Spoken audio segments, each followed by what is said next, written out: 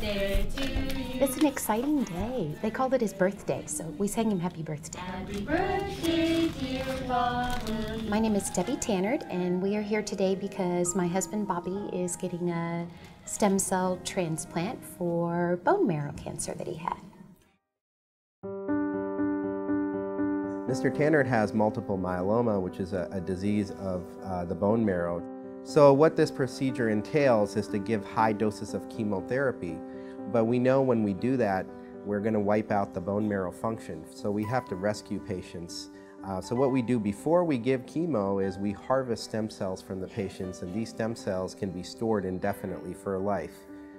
Then we can come back and give high doses of chemotherapy. So when we first started his treatment, we started him on a systemic chemotherapy regimen that everyone uses. He'd had a very nice response to the drugs, and we felt like he could tolerate the transplant procedure. About 6 months into the chemo they were giving me, they said, oh, you need to do a bone marrow transplant to finish this out. I just didn't want to go move somewhere else. I really wanted to stay home. And just the idea of having to go live in a hospital somewhere did not appeal at all.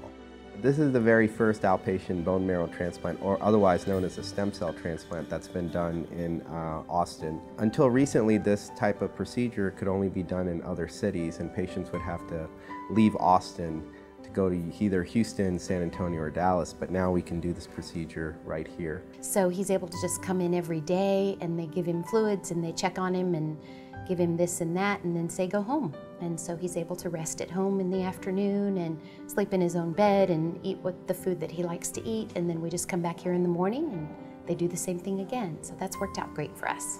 I know how much of a hardship it can be if patients have to pick up their entire family and move to another city to have this done. Having this program here and giving patients the ability to stay home is just huge. With the transplant center here in South Austin, it just made sense for him, and he was happy with the team when he met them. He felt comfortable with the team, and he did not have any hiccups, to my knowledge, through the whole course of treatment. And so I think for him it was huge, and for all of our patients to be able to stay in the Austin area. If we can give comparable care, why would you leave? So we were really excited about it. 10 years ago, you know, it would have been pretty much history by now for me. So here we are just 10 years later, and Dr. R was saying, you know, maybe we should reduce this from a cancer to a chronic disease, because now, you know, they can keep people alive pretty much indefinitely.